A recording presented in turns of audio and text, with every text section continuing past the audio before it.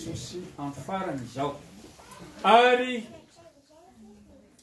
mandeha dia mandeha ny fotoana akaiky ny fiavian'i Jesosy. Zay le hoe tsy mieritreritra ianao mamisa visy na manisa andro fa kosa mandinika ny fiarahantsika amin'Andriamanitra amin'ny alalan'i Jesosy Kristy Tompo. Ve tena mizotra antsakany sy andavany tokoa ve? Izany diantsika izany, izany lalana izorantsika izany, mandeha araka ny voasoratra amin'ny soratra masina tokoa ve? Satria rampitsady dia tonga ny fahataperan'ny andro fahadimampolo tao aorian'ny andron'ny Pasika dia ny andro firavoravoan'ny Pentekosta izany. Ny andro firavoravoana dia efa nambara tamintsika mandrakariva hoe fisehoany eo anatrehan'Andriamanitra. Fisehoany eo anatrehan'Andriamanitra. Iseho eo anatrehan'Andriamanitra indray sika satria 50 andro lasa izay misehontsika teo anatrehan'Andriamanitra dia tamin'ny andro 15 volana voalohany dia ny volana Abiba izany miseho teo anatrehany nanaiky hitandrana ny fotoana finanana ny mofo tsy misy masirasira. Dia efa nambara tamintsika ombenombeny zany fa tsy fotoana arabaky teny izany fa amin'ny fahafenoany mihitsy, amin'ny fahafenoany zany hoe tsy hijanony fa hikatsaka zay fahadiovampo sy fahamarinan'izay ihinana ny mofo tsy misy masirasira mandritry ny androm-piaina antsika. Zay le afo. Ka dia iseho anatrehan'Andriamanitra tsika aram-pitso. Iseho tsika. Dia mipetraka amin'ny fanontaniana hoe vonona ve zany isika iseho eo anatrehan'Andriamanitra rampitso rehefa nitahiny tamin'ny fitahitana rehetra ao an-danitra amin'ny Kristy Jesosy nandritra zay 50 andro zay. Fe 50 andro izy rampitso zany satria 50 andro mipaka hoy voalaza ny tenin'ny soratra masina. Tena afa-po ve tsika tamin'izay fikatsahana ny fahadiovampo sy fahamarinan'izay satria hoy tenin'Andriamanitra any Matteo 5:5 valo. Matteo 5:5 dia misy teny ao iomanantsika amin'izany fisehoana eo anatrehan'Andriamanitra rampitso izany. Matteo 5:5 amin'ny anaran'i Jesosy Kristy Tompo hain'ny olona tsy enjery. Matteo 5:5 amin'ny anaran'i Jesosy Kristy Tompo manao hoe sambatra ny madio am-po fa izy no ahita an'Andriamanitra. Zay na tonga le hoe fikatsahany fahadio am-po sy fahamarinana tao aorian'ny andro 15 fa 14 akory dia ny andron'ny Pasika mandrapahatonga ny andro ny Pentekosta. Tanjona amin'izay dia izao hoe ananana an'ilay fahadiovampo satria izay madio am-po ny fanambarany eto no hahita an'Andriamanitra. Ahoana moa zany hoe mahita an'Andriamanitra zany? Ahoana zay le hoe hahita an'Andriamanitra zany? Ny Jeremia 7:20 dia nanambara izao fanambarana izao.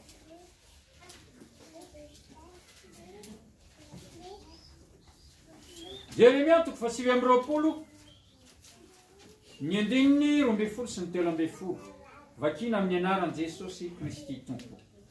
Jeremia 7:20 ny 9:12 sy ny 13 vakina amin'ny anaran'i Jesosy Kristy Tompo manao hoe Jeremia 7:20 ny 9:12 sy ny 13.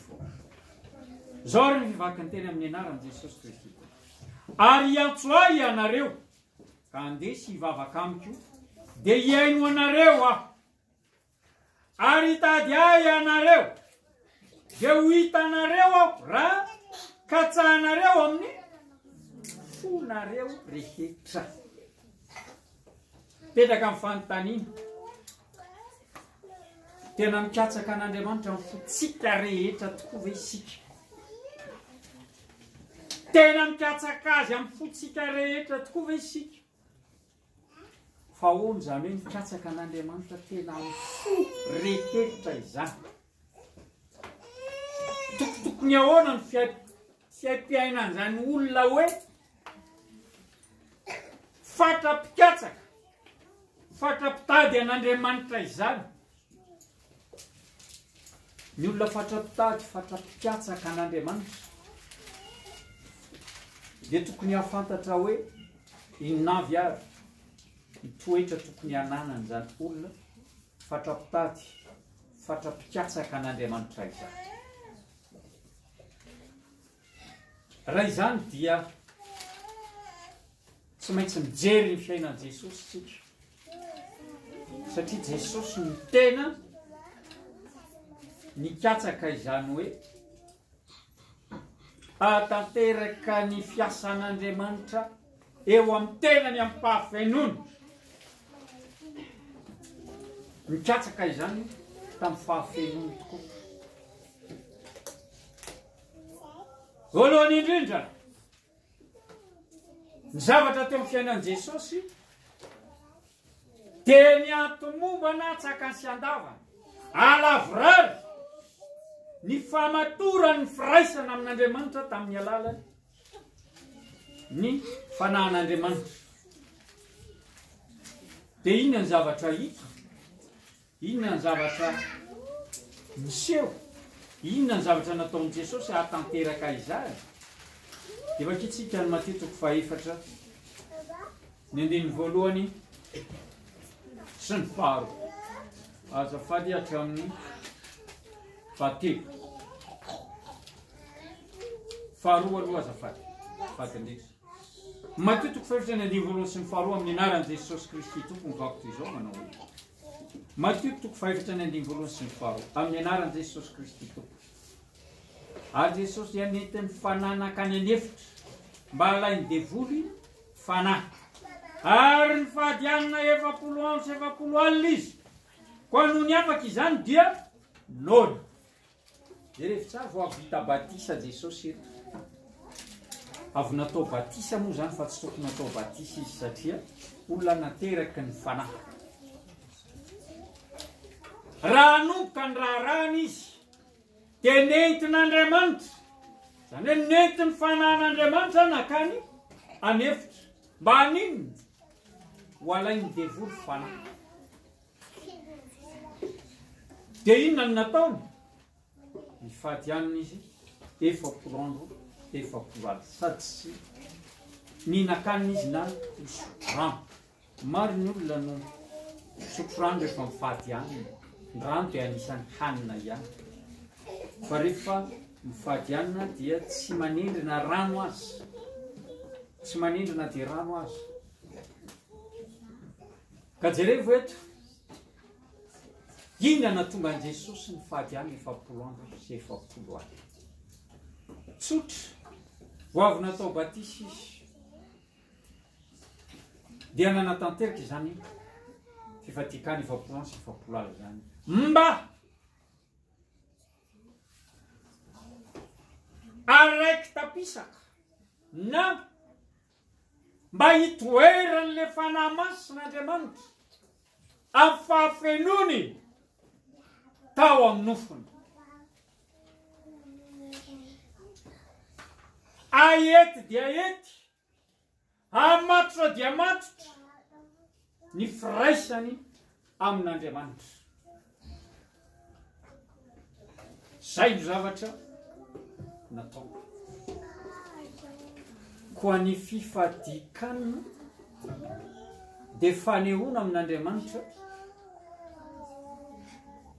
ny etaeta, ny amin'ny fahamatorany firaisana amin'Andriamanitra amin'ny alalan'i Jesosy Kristy.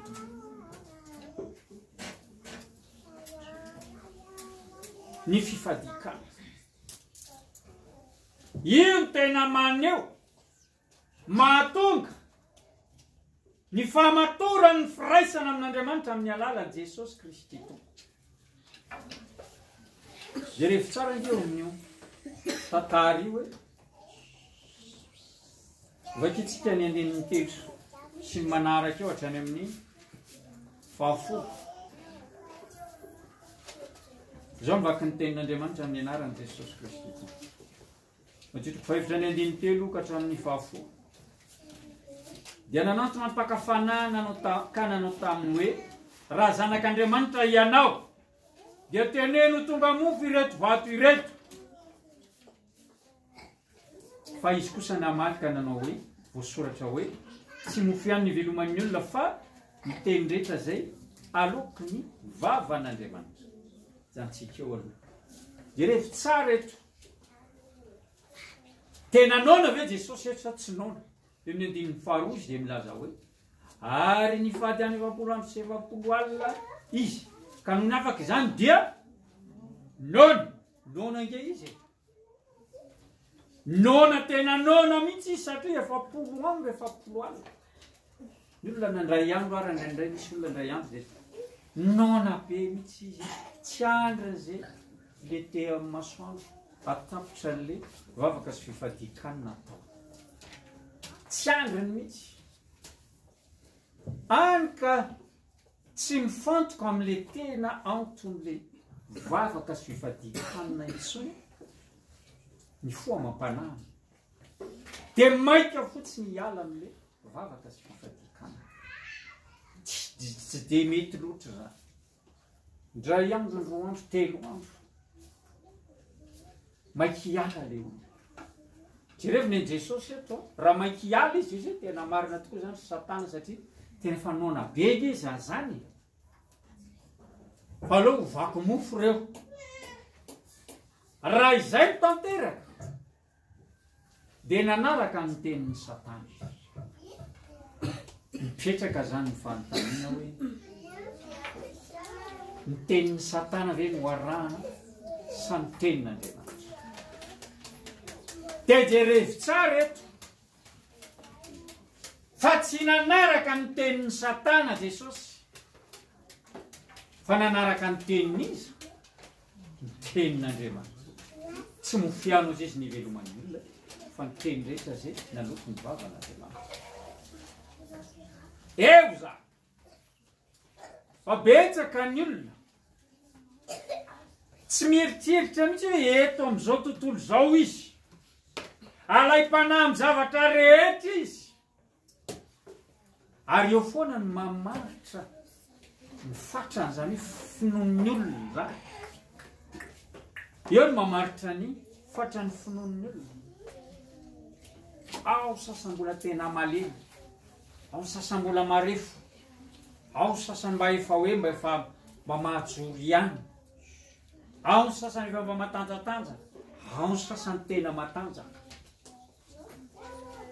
Fa ny faniren'ny olona dia hoe mba hatanjaka izany finoana izany.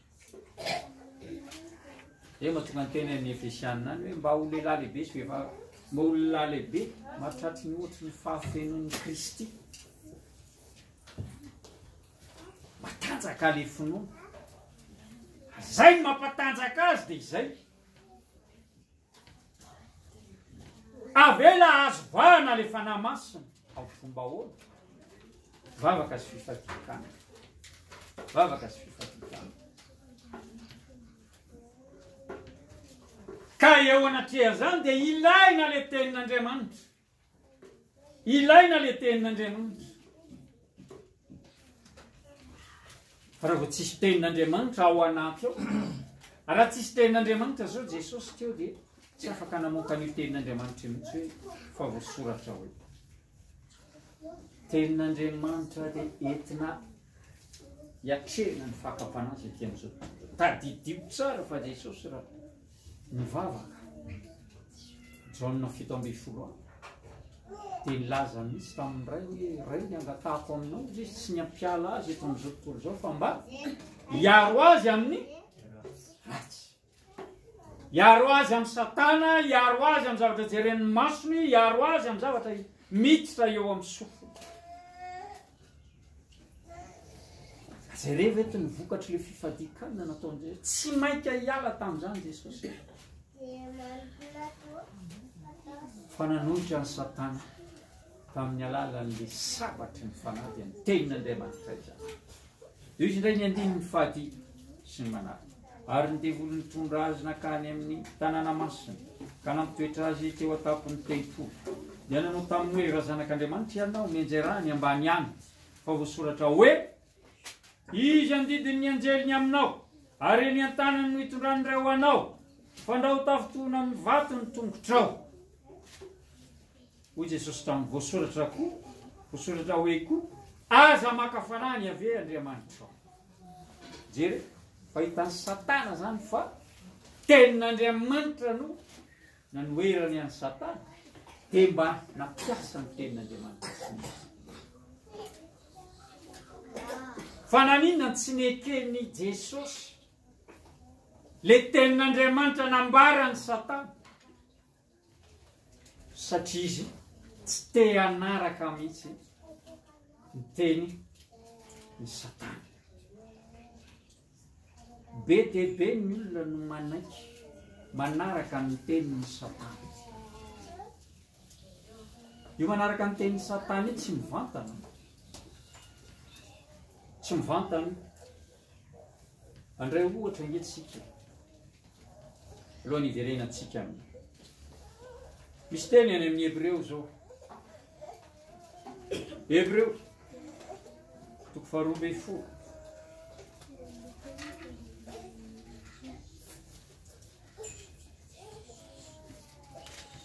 Dia misy teny amin'ny andininy 14.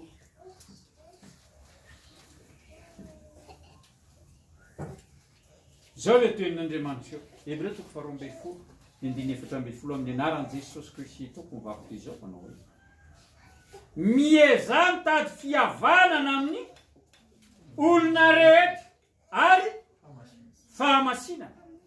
Fa zay tsy manam-pahamasinana dia maninona? Tsy ahita. Izy mieritreritra hoe fatrapitady amin'ny fony rehetra, fanahany rehetra, sainy amin'ny heriny rehetra. Nefa ka izy io mandahy. Mandahy. Ary eto Andriamanitra dia miteny mieza tady fihavanana.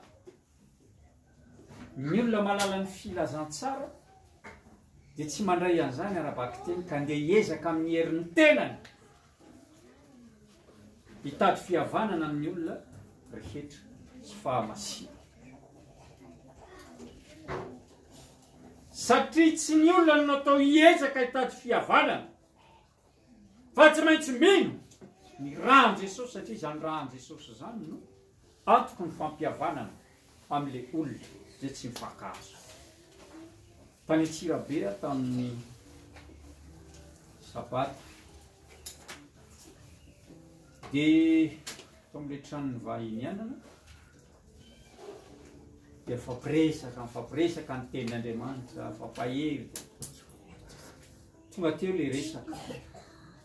Dia be le resaka natao, tonga teo le resaka. Dia hoe raha tsy vita fihavanana amin'ny olona rehetra tsika aza mieritreritra na kasa hiakatra ho any an-danitra. Na iza dia tononona taminy titoko sy andininy ty. Romanina 7:10. Ary tia matetika ny tena misakana na antsoina amin'ny teny vahiny hoe blokazy ho an'ny olona tsirairay avy misakana tsy sokafa an'le fitahim-panahy eo amin'ny fiainana na miara-panahy na miara-nofo. Tsy misy mivalibavaka satria misy blokazy. Romanina 7:7 amin'ny anaran'i Jesosy Kristy. Romanina 7:7 dia misy an'izao fanambaran'izao amin'ny anaran'i Jesosy Kristy tompo manao hoe aza vela izy tsy voaloha na amin'iza afa-tsy ninona fifankatiavanareo ihany fa izay tiany namany dia efa nahatanteraka ny lalàna. Taitra be le anabavy ny anambarako an'io teny tena iraka Andriamanitra ianao pasteur ozy izy fa ahoana zaho izy manana zaovavy tena tsy mifakazo aminy mihitsy hatramin'izao tsy mifampiarahaba tsy nefa ianao hoe mieritreritra no any an-danitra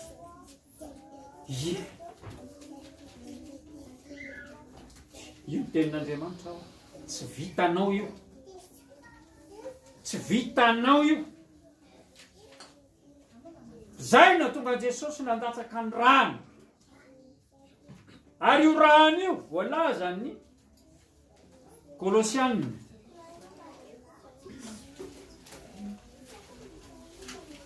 Kolosianina voalohany ny anteniny fa roapolo dia misy teny eo trasikan'izany hoe rano Kristy zany. Kolosianina toko voalohany ny andininy roapolo zao ny tenin'Andriamanitra amin'ny anaran'i Jesosy Kristy tompo manao hoe Kolosianina toko voalohany ny andininy roapolo amin'ny anaran'i Jesosy Kristy sady izy Jesosy no ampihavanany ny zavatra rehetra aminy ka dia ny rany teo amin'ny hazo fijaliana no nanaovany fampihavanana eny izy ho izao no fampihavanana izany na ny ety ambonin'ny tany na ny any an-danitra. Maro ny olona tsy mampiasa mihitsy an'ity rahan'izay sosiete. Maro ny olona tsy mampiasa nefa izy mieritreritra no any an-danitra. Mieritreritra izy no any an-danitra nefa tsy vita fihavanana amin'ny olona. Ampiasao le rahan'i Jesosy ho fampihavanana. Io anabava io fitaovana ampiasaina fa tsy vitanao io. Raha nofonao dia tsy mahavita an'io. Fa io raha io no fampihavanana. Ary zany ny antoka sehoana ao anatren'Andriamanitra iravoravona rampitso antoka manaisotra mampitarasoka ny fifandraisantsika amin'Andriamanitra amin'ny alalan'i Jesosy Kristy tompo. Tsy mampisy mampitarasoka ny valim-bavaka satria tenin'Andriamanitra ny Jeremia any ny elokareo ny fahotanareo izy no misakana ny soa tsy ho azonareo. Ema tonga amin'ny teny hoe io no bloqué ny fiainan'ny olona. Taraina ny olona amin'izao vanim-potoana izao. Mafy ny fiainany, sarotra ny fiainany. Zay le blocage satria tsy ao le fitatsara, fitadiavana. Zay fatra-pitady ao izy Andriamanitra no ahita rakatsahany amin'ny fony rehetra. Zay no tonga atrahany amin'ny Pasika ka hatreo amin'ny Pentekosta dia afotoana fihinanana ny mofo tsy misy masirasira. Tsy mijanona fotoana arabaky teny io tsy mijanona fotoana arabaky teny. Nambara teto zany ny afotoana dia hoe afafenoana tsy mijanona mihitsy zany. Katsaka an'izay fahadiovan'ny fahamarinan'izay mihinana ny mofo tsy misy masirasira. Io no nambara tamin'ny anabavy. Ampiasao le rahan'i Jesosy satria ho any an-danitra ianao. Tokony vita fihavanana amin'ny olona rehetra izao sy anao. Ka raha isehontsika rampitso teo anatren'Andriamanitra vonina ho amin'izany ve tsika? Vonina ho amin'izany ve tsika? Mandrapatonga ny rampitso ampiasao io rahan'i Jesosy io. Ampiasao raha te hatsapan'izany hoe tena firavoravona izany. Ary raha tena atoky sy anatena izany hoe filo sokafan'izany hoe lalana ho amin'ny fitahim-pana rehetra, ho amin'ny fitahina ny asa ny tanantsika rehetra. Zay le izy. Ka dia miveriny ny amin'le Matthieu 4. Matthieu 4.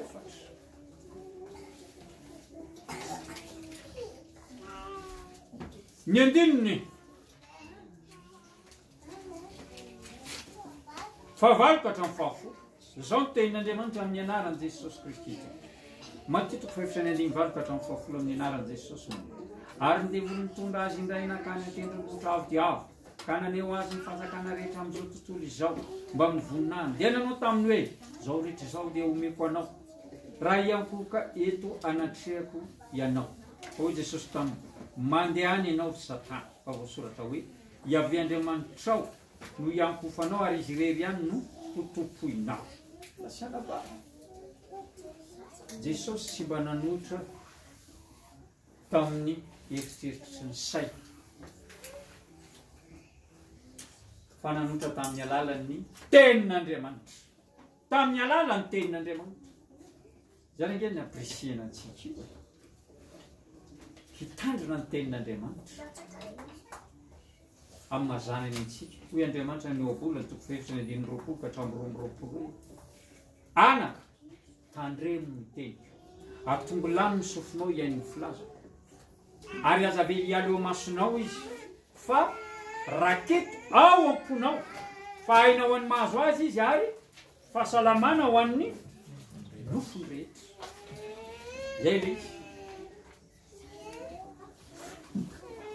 Fa ny olona mieritreritra fa tena hikatsaka an'izany hoe ahitan'Andriamanitra zany, fa namitandrina ny teniny aza tsika. Misy fampaherezany eto latsinainy talata larobia lakamisy zoma, latsinainy larobia zoma, misy ny lakamisy efa ditany, fa mba tena tonga daholo ve ny olona. Za tsy miresaka amin'ny olona hoe tsy afaka, fa misy olona tokony ho afaka, ary na olona tsy afaka afaka mangataka amin'Andriamanitra hoe Andriamanitra mba omeo fotoana ny fotoana io mba ho afaka. Zay nge le mikatsaky, zay nge le fantrapitazy, zay nge no ahita azy, zay tena fantrapitazy, sena fantrapitsaky ahita azy. Ahoana le mahita azy? Tonga ao anaty ao, tonga ao anaty ao. Ahoana ny entina anaporofona fa tonga ao izy. Jaona voalohany 4. Jaona voalohany 4 ny andininy 12 sy ny 13. Jaona voalohany 4 ny andininy 12 sy ny 13 amin'ny anaran'i Jesosy Kristy tompom-bako izao mana. Jaona voalohany 4 ny andininy 12 sy ny 13. Tsy mbola misy olona nahitan'Andriamanitra anao viny anao viny. Tsy afafa koa zany Andriamanitra zany. Miteny izy hoe andeha sy hivavaka amiko izy dia amaly azy aho. Ary hitady ahy izy dia hita raha katsahany amin'ny fony rehetra.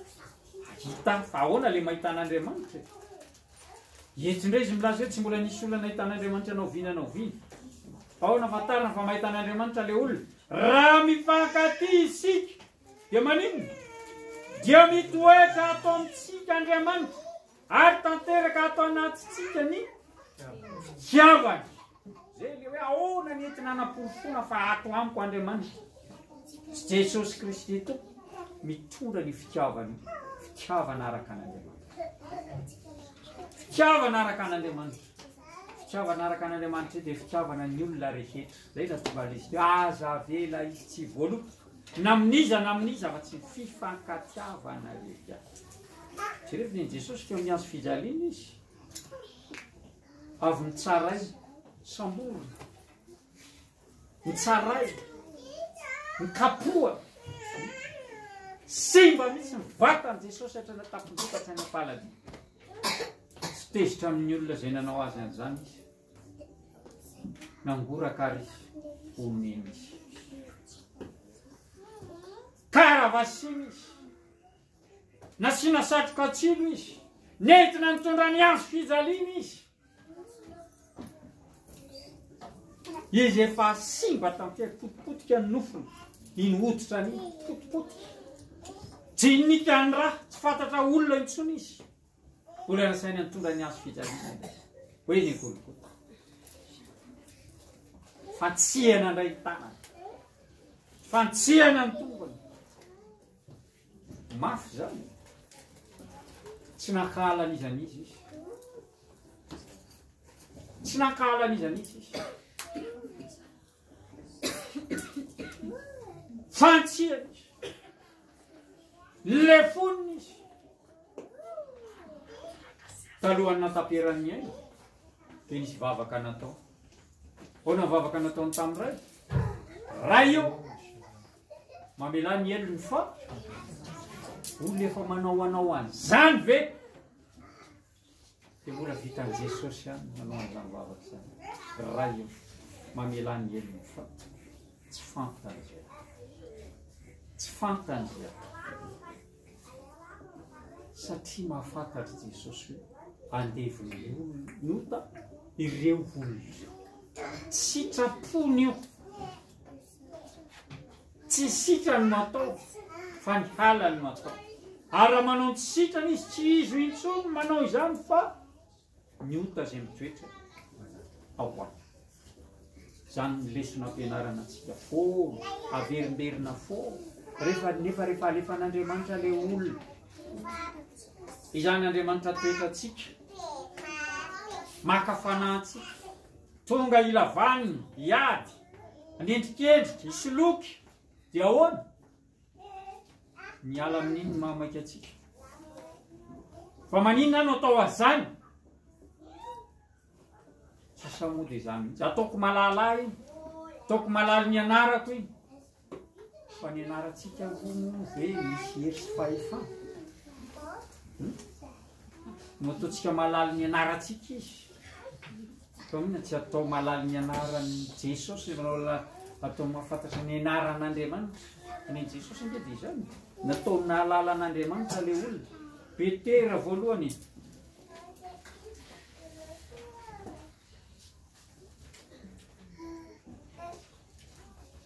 Petera voalohany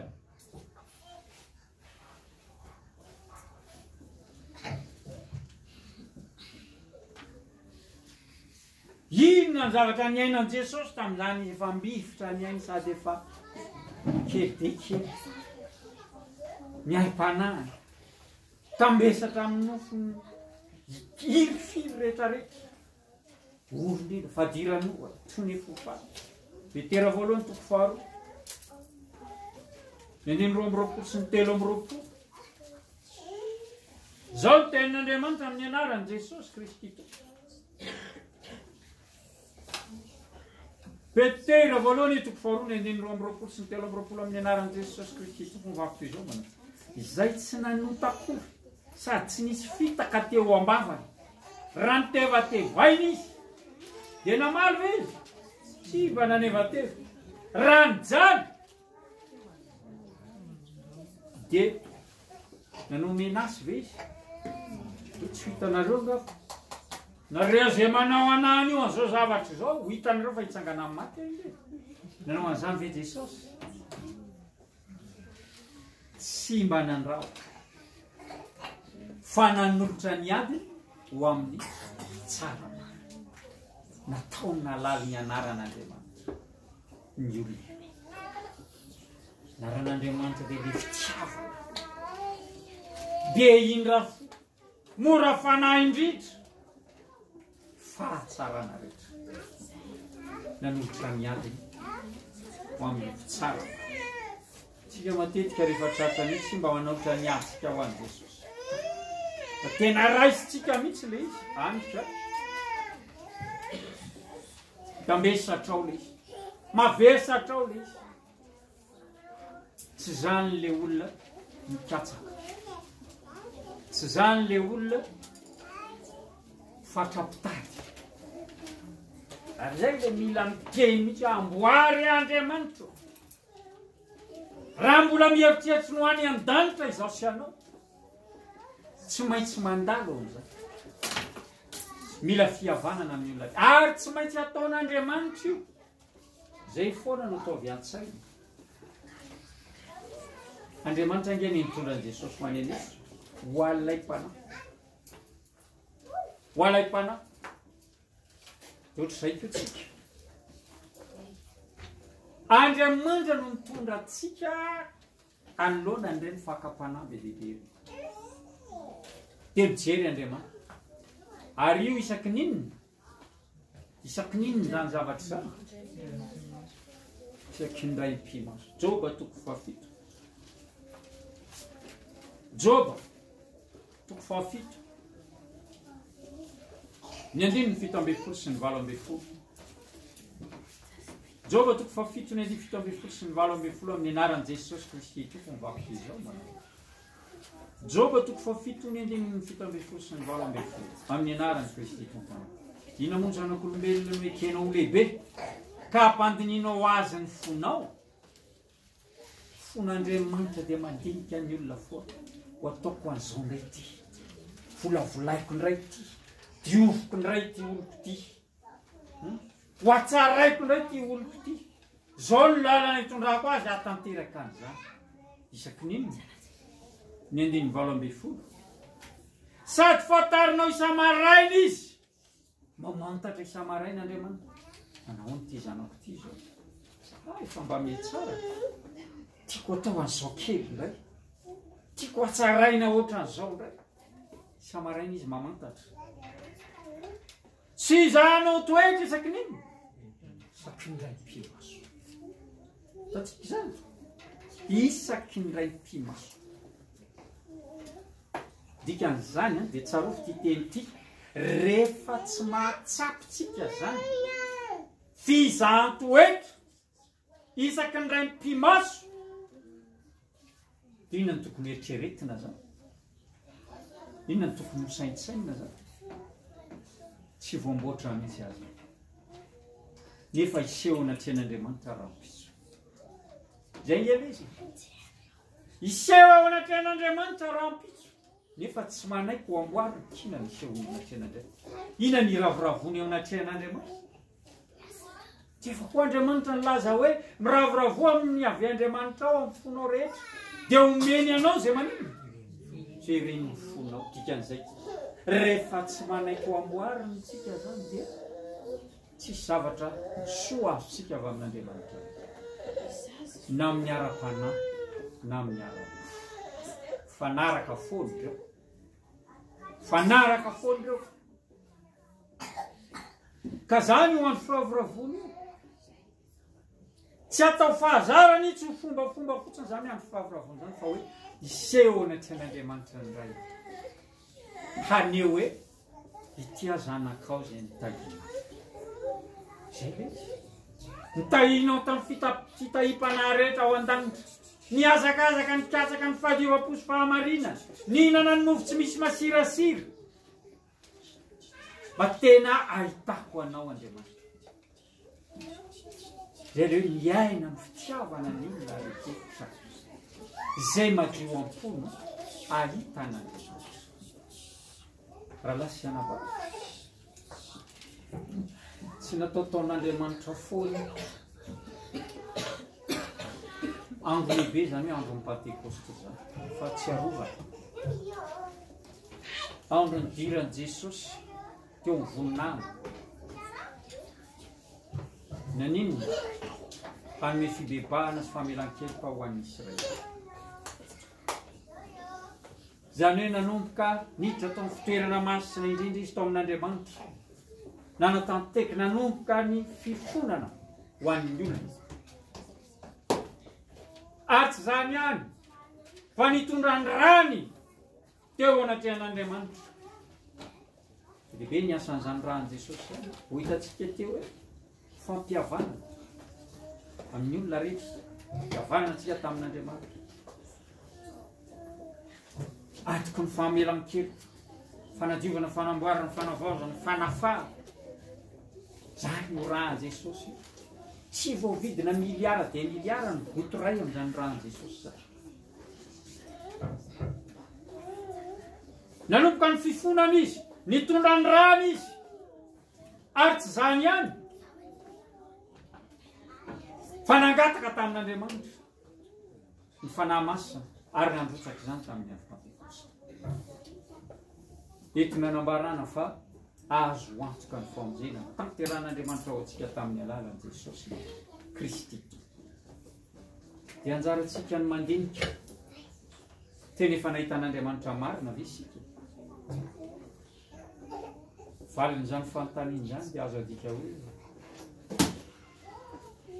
tena niaraka tamin'i Jesosy ve tsika? Nitandrina ny fihinanana izany mofo tsy misy masirasiro zany, ka tena afa-po ampiarahantsika amin'Andriamanitra, tena velona atao anatiko Andriamanitra. Izy nitenin'i Jesosy Jaona 4:12.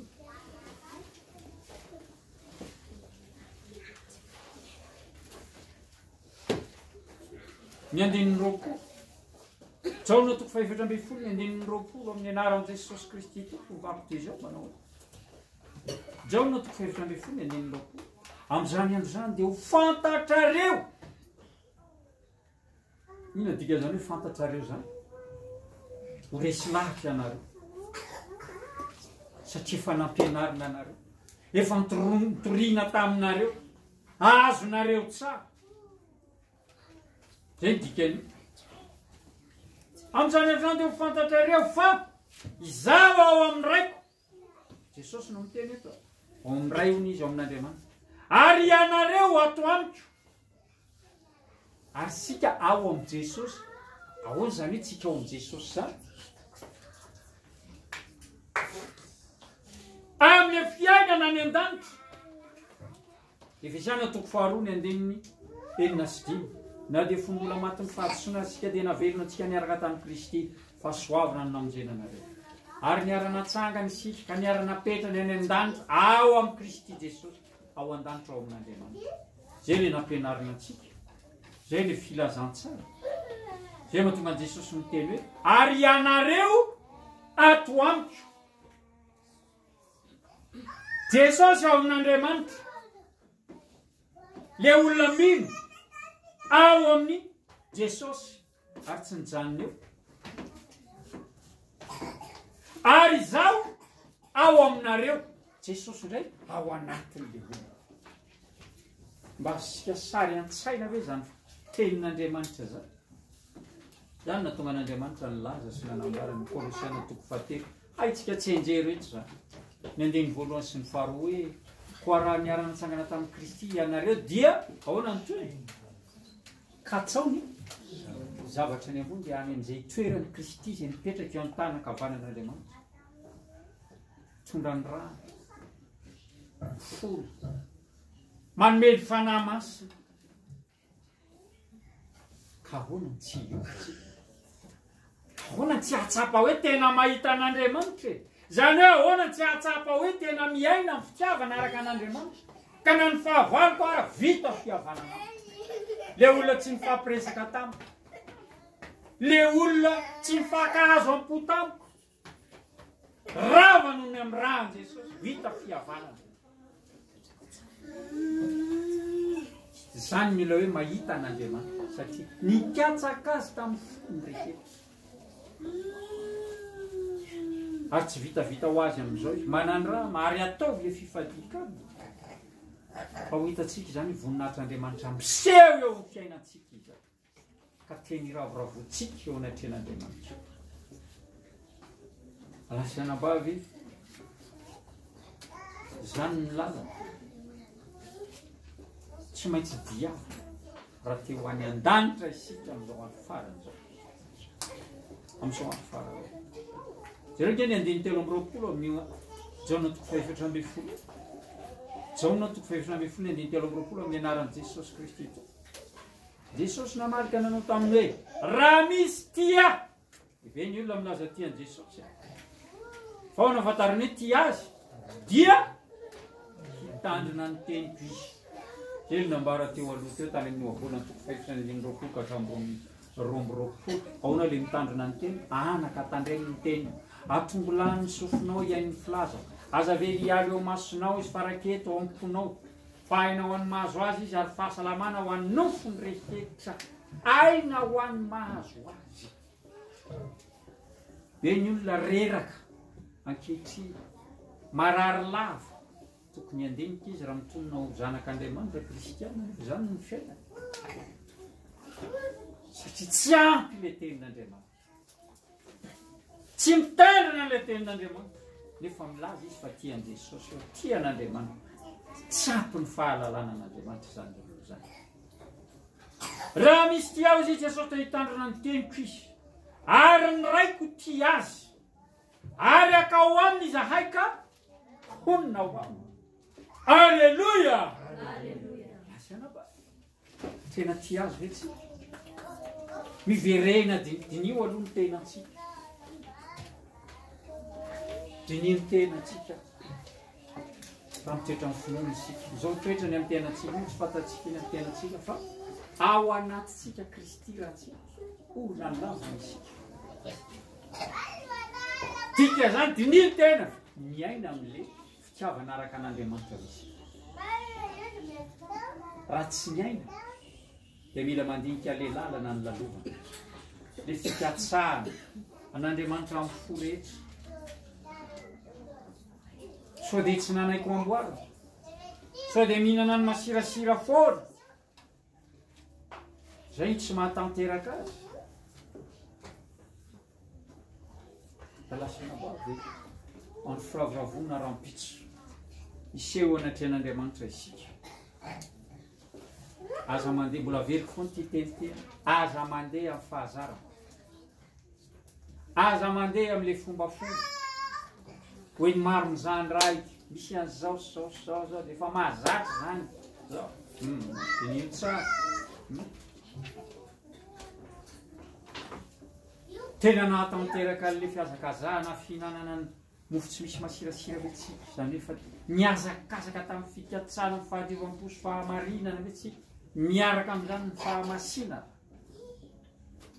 zay le olona vonona iseho anatrehan'Andriamanitra rahampitso iseho hoe tia Andriamanitra zay nitahinao amin'ny fitahim-panahy rehetra ao an-danitra ao Kristy Jesosy tanteraka ny fiazakazaha finanana ny mofo tsy misy masirasira ravoravo ito anatrehanao satria omenao andray zay ireniny foko rehetra teny izany zay faranantsika ny teny eo amin'ny jaona eo ihany toko 5:10 ny andininy fito sy ny valo zao ny tenin'Andriamanitra amin'ny anaran'i Jesosy Kristy tompo faranantsika ny teny jaona toko 5:10 fito sy ny valo amin'ny anaran'i Jesosy Kristy tompo raha miray amiko ianareo hozy izy Jesosy ka mitoetra ao anatinareo ny teniko rehefa nitandremana zany dia ahoana ny toyany dia angatao zay tianareo na inona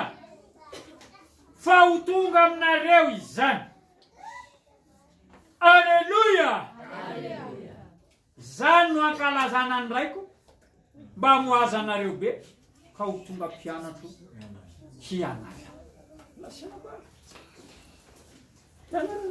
zay le andro firavoravo tanjony andro firavoravo rehefa miravoravo le olona nanaraka an'izay le fitandremana ny fihinanana ny mofo tsy misy masirasira zay ho fikatsana ny fahadiovam-posy ny fahamarinana tsisy antony tokony tsy ahatanteraka le ten'Andriamanitra raha miray amiko ianareo le miray amin'ny Jesosy io tsy hoe mino fotsiny hafa ao amin'ny Jesosy Jesosy atao fa zay le fiainana vao mifody efa mahatsiaro mamantatra andray zao Andriamanitra mbola nahodiny ray io masoandro io mba hafahako miova mba hafahako mitombo amin'izany hoe fiainana ara-panahy zany mamantatra andray izy io zao te hitantanay hitondra za toetra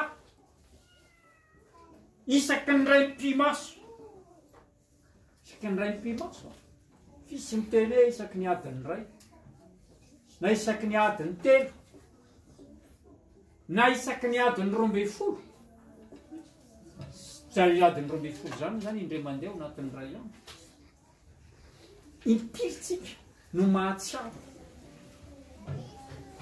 ao anatin'ny ain'Andriamanitra nisaky indray mpimaso zany impiry nefa tsika dia miteny zanak'Andriamanitra izy no ivelomako, izy no ietseko, izy no iainako, nefa rehefa tonga le fizantoetra miara tsy mba manao araka ny Jesosy hoe raiko nefa aoka tsy ny sitrapoko aneny atao fanina ohatry zay koa netsy tonga le fitsapato rehetra mamay mialany io miantso ainga mba hoe tambavaka fa misy an'izao misy an'izao mba hoe tambavaka fa misy problème misy an'izao misy maiky ala am'le tsy voamboatra an'Andriamanitra kory dia efa miala mamy tsy mba miteny aoka Andriamanitra ny sitraponao no atao fa tsy mianton'izao zavatra zao avelano amin'ny trano dia misaotra anao zay le hoe miara-miombona fijaliana amin'ny Kristy dia ahoana zay mifaly zay le amin'ny firavoravona zay le amin'ny firavoravona zay mahafiravoravona ny amin'ny firavoravona tsy firavoravona araky ny nofo io araky ny fanahy izy io mantsy ny Efesianina io dia milaza hoe tsy mahafalo izy amin'ny andro anaovana fa rehefa afaka kosa zany izy teo vao midiokan'le vokatry le izy zay le izy ny fitsapatoetra mamay dia tsy mahafaly amin'ny andro anaovana za vola fotsy vola mena ao mena izy za toetra ntsika mandefa atsika ao amin'ny fandrika izy mandefa olona nitsaka ny lohantsika izy manisy eto mavezitra eo ambalatsika izy tondratsika amaky rano amaky afo izy ina ny tanjona amoka atsika amin'iny fitra ina matety zay le dia ny fahasoavan'Andriamanitra itosaka be dehibe amintsika hatrany mba ho firavoravona tena ho firavoravona araka ny soratra masina zany hoe araka ny fanahy ny amin'ny firavoravona ka mba tsy hisy intsony amin'izany amin'ny firavoravona zany nambarany fiandraikitra teo mba samy ho ara-potoana amin'izay rehetareta le fitiavana io sady hanafotoanany olona fa tonga alobe sady hanafotoanany olona fa tena vonona ny zavatra rehetrarehetra mihitsy aho mirindra araky ny tokony ho izy ny zavatra rehetra hiatreko ny fiain'Andriamanitra ka raha misy zavatra anankiray alefan'Andriamanitra indray dia mba tena ho tonga saina hoe tia le izy Andriamanitra fa misaotra ny anamboarana ny foko satria mbola fantatrao zany fa mbola misy zavatra tokony ho amboarinao dia amboarinao mba hanjaka le fitiavana araka anao ka ty fatafitohinana tongo ty tsy hampiotrina io tsy atezitra io fa tena hampadio ny foko io tsy hanana fatafitohinana amin'izy anamitsy dia ho hitatsika fo zany hoe tsirony zany hoe andro firavoravona izany ho an'Andriamanitra ny voninahitra fa ny fiadanany kosa ho amintsika zay ankasitrany ka ho tanteraka amintsika tsaka syandamy fikasan'Andriamanitra zavatra nambara rehetra ka hiderahantsika ankalazana ny mezina voninahitra n'Andriamanitra satria zay miravoravo ihany no tanterahan'Andriamanitra zay irininy fo ka dia ho an'Andriamanitra ny voninahitra fiadanana amintsika zakasany naran'i Jesosy Kristy tompo amen.